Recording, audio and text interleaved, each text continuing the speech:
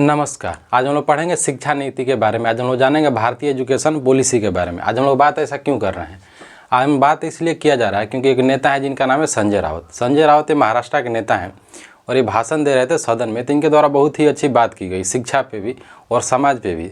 मुख्य रूप से शिक्षा पे अगर इसको जोड़ा जाए और समाज पे तो ज़्यादा अच्छा होगा। जैसे सदन में जब भाषण दे रहे थे तो वर्तमान समय का एक मुद्दा चल रहा है। मुद्दा में ये चल रहा है कि ये औरंगजेब पे विवाद चल रहा था। मोदी जी के द्वारा एक बयान दिया गया था और पूरे भारत के लोगों में खलबली मची हुई है। और आज भी हम लोग इस भूतकाल पे लड़ रहे हैं, बीते हुए कल पे लड़ रहे हैं कि औरंगजेब क्या किया था और शिवाजी क्या किए थे।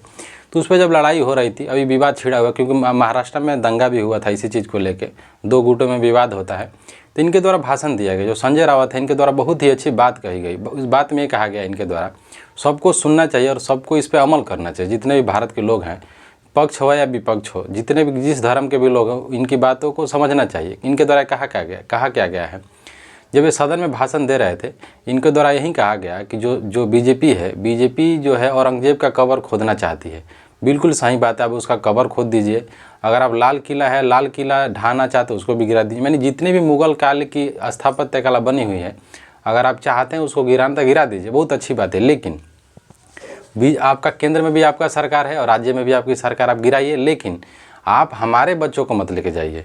हमारे बच्चे, इनके तरह ही कहा कि जो हमारे बच्चे वो मंदिर गिराएंगे, कब्र खोदेंगे, और आपका बच्चा इंग्लैंड में पढ़ेगा, फ्रांस में पढ़ेगा और पुर्तगाल में पढ़ेगा, जर्मनी में पढ़ेगा। आपका बच्चा जो है वेस्टर्न एजुकेशन लेगा, यानी बड़े बड़े यूनिवर्सिटियों में पढ़ेगा, यानी देश की नामी यूनिवर्सिटियों में, दुनिया की नामी जो यूनिवर्सिटियाँ बनाई गई हैं, शिक्षा का केंद्र है, वहाँ पे आपका बच्चा पढ़ेगा।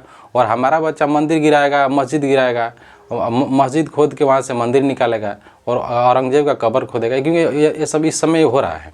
कारण है जो भारत के लोग हैं, क्योंकि जो धार्मिक लड़ाइयाँ लड़ने वाले लोग हैं वो मध्यवर्गीय लोग हैं। जैसे अगर कोई इंसान है, अगर उसकी सैलरी 4 लाख 5 लाख रुपया है, तो प्राइमरी एजुकेशन नहीं देगा, अपने बच्चों को धार्मिक एजुकेशन में भी नहीं देगा। तो हम लोग को ये देखना पड़ेगा कि हम लोग लड़ने कौन जा रहा है धर्म के नाम पे। क्योंकि जो एक इलीट क्लास है, जो बड़ा वर्ग है, जैसे अंबानी है, अंबानी का लड़का धर्म पर लड़ने जाएगा लाठी लेके? अडानी का लड़का लड़ने जाएगा? रतन टाटा के घर के लोग लड़ने जाएंगे? वो तो छोड़िए, जो विधायक जी हैं, क्या विधायक जी के घर के लोग लड़ने जाएंगे? तो नहीं लड़ने जाएंगे। इसलिए उनके द्वारा कहा गया है कि जो आप हैं आप गिराइए, लेकिन हमारे बच्चों को धार्मिक हिंसा में मत झोंकिए। क्योंकि सच बात है, आज भी जैसे धार्मिक हिंसा होती है तो मरता कौन है? मध्यवर्गीय लोग मरते हैं। यानी जो एक कास्टिज्म, कास्ट का नाम लेना सही नहीं है, लेकिन एक मध्य वर्ग के लोग ही मरते हैं उसमें, इलीट क्लास के लोग नहीं मरते। क्या पंडित जी हैं, क्या पंडित जी का लड़का जाएगा जुलूस में मरने के लिए? क्योंकि उनको पता है, क्योंकि जो ब्राह्मण समाज है दुनिया में, भारतीय समाज में स्पेशली, ब्राह्मणों इतना शिक्षा कोई नहीं लिया है। क्योंकि ऐसा नहीं है कि जो ब्राह्मण लोग हैं किसी संस्था पे, ऐसा नहीं कि वो चढ़ गए ज़बरदस्ती, ऐसा नहीं है। वो लोग पढ़े थे, शिक्षा लिए थे, तब वहाँ पे संस्था में बैठे। अगर कोई ब्राह्मण का लड़का डीएम बना है तो ऐसा नहीं है कोई ऐसा ही चला गया, वो पढ़ा है। क्योंकि जो ब्राह्मण समाज है शुरू से इलीट बना हुआ है, इलीट क्लास बना हुआ था। और ये जितनी संवैधानिक पदे से आप जाएंगे, बढ़िया आईएएस ब्राह्मण मिलेगा, बढ़िया आईपीएस मिलेगा। जो जितनी ए ग्रेड की नौकरियां इन लोगों को पता है। इसीलिए जो आज भी एक बात है कि जो ब्राह्मण समाज के जो लोग होते हैं वो कभी हिंसा नहीं करते। भले हिंसा लगवा देंगे, नहीं लगवाएंगे अलग बात है। हम लोग उतना लड़ाते नेता हैं तो जो वो लोग नहीं भेजते, क्योंकि उन लोगों को पता है कि शिक्षा का कीमत क्या होता है। तो मंत्री जी जो लड़ाई करवा रहे हैं, उनका खुद का लड़का पता ही करना पड़ेगा कि वो पढ़ कहाँ रहा है। तो पता करेंगे तो उनका लड़का जर्मनी पढ़ रहा है। दूसरे नेता का, किसी भी दल का नेता हो, ऐसा नहीं कि हम बीजेपी के बोल रहे हैं, सपा बसपा कोई नहीं, जितने भी नेता हैं वो तो छोड़िए, जो प्रधान बनता है गांव में उसका बेटा प्राइमरी में नहीं पढ़ता है। तो इनके द्वारा यही कहा गया है कि हमारे बच्चों को धार्मिक हिंसा में मत झोंकिए और अपने बच्चा को बुलाइए जो इंग्लैंड पढ़ रहा है और जर्मनी पढ़ रहा है, उसको बुलाइए और उससे खोदवाइए, फिर उनका बत्ती गुल हो जाएगा। तो इसमें भी सरकार की भी गलती नहीं है, गलती यहाँ के लोगों की है। लोग नहीं समझ पाए ना, भारतीय समाज के जो लोग हैं शिक्षा का वैल्यू समझ नहीं पाए। ये लोग नहीं समझ पाए कि शिक्षा क्या होता है। जब ये लोग समझ जाते तो अच्छे पोस्ट पे होते। इसमें सरकार की गलती है कि हम लोग शिक्षा पे ध्यान नहीं दिए। जैसे हम लोग ये सोचना पड़ेगा, जब अंग्रेज आए थे भारत में तो पुर्तगाल की जनसंख्या कितनी है? जब स्पेन से कोलंबस आता है, वास्को डिगामा आता है, तो कितना दूर से आता है, सोच के देखिए। हम लोग पूरे दुनिया को नहीं पता था कि अमेरिका कोई देश था, तो अमेरिका को खोज लिया ना ये लोग। उतने बड़े दूर से आता है वास्को डिगामा, अब भारत में आ जाता है। तो ये लोग जैसे मार्को पोलो है, चाहे चीन चला गया, तो ये लोग भारत ही नहीं, भारत में पुनर्जागरण हुआ नहीं। अभी हम लोग किसी चीज़ के लिए संघर्ष नहीं किए। हमारे, लेकिन जो पूर्वज थे वो संघर्ष किए थे, लेकिन जो हमारी पीढ़ी आई, हम लोग हिस्ट्री के बल पे उड़ने लगे और हम लोग जो नैतिक जो हमारी शिक्षा थी, जो बेसिक एजुकेशन था, हम लोग उसको बर्बाद कर दिए। आज हम लोग उसका जो खामियाजा भुगत रहे हैं। हम लोग शिक्षा पे ध्यान नहीं दिए। पुर्तगाल कितना छोटा देश है, पूरे दुनिया पे कब्जा कर लिया। ईस्ट इंडिया कंपनी, अंग्रेज आए भारत में, टोटल अंग्रेजों की संख्या 10 लाख 5 लाख भी नहीं थी, 2 लाख भी टोटल अंग्रेज नहीं थे भारत में। और उतने से लोग, उतने छोटे, मतलब एक व्यापारी कंपनी, सोचिए शिक्षा क्या होता है। एक व्यापारी कंपनी आती है और पूरे भारत को नचा कर रख देती है। ईस्ट इंडिया कंपनी क्या करती है, एक कंपनी बनाई जाती है अमीर वर्गों के द्वारा और कहा यह जाता है कि तुम लोग जाओ पूरब में व्यापार करो।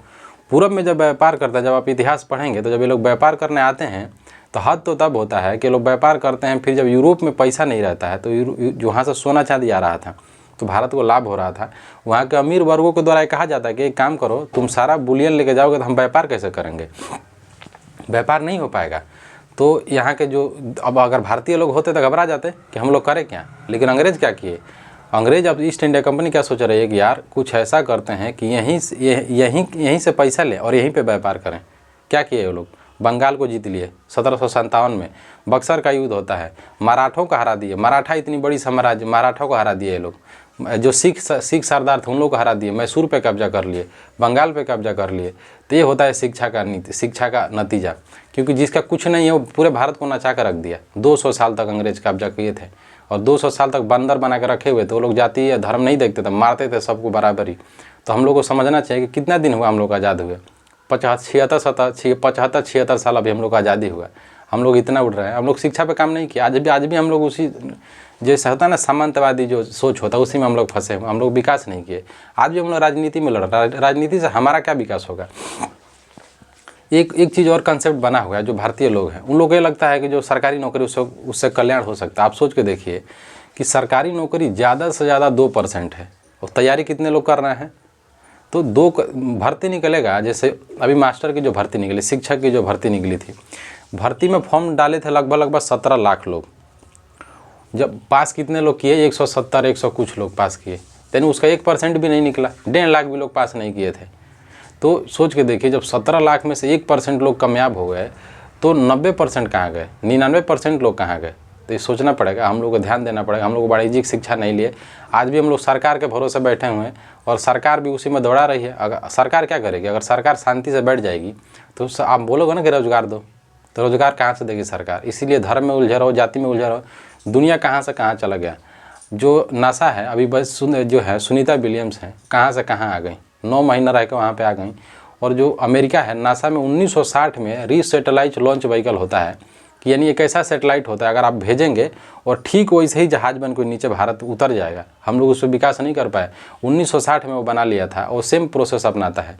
एक सेटेलाइट भेजता है, फिर वहाँ जाता है, फिर वहाँ से आ जाता है। लेकिन हम लोग अभी उसमें निपुण ही नहीं हुए, हम लोग विज्ञान में निपुण नहीं हुए। तो हम लोग अभी भी जाति में लड़ रहे हैं, धर्म में लड़ रहे हैं और दुनिया कहाँ से कहाँ चला गया। अपने पास का चाइना देखिए, चाइना क्या था, चाइना साथ ही आज़ाद हुआ, लेकिन चाइना कहाँ गया। दूसरी सबसे बड़ी जीडीपी है देश की अर्थव्यवस्था में, घर घर रोजगार दिया है चाइना। ऐसे चाइना नहीं बना है। हम लोग भले बोल दें कुछ भी, हम लोग अभी चाइना को तोड़ने में 50-100 साल लग जाएगा, तब फिर भी हम लोग उसको बीट नहीं कर पाएंगे। बाकी हम लोग देखते हैं कल।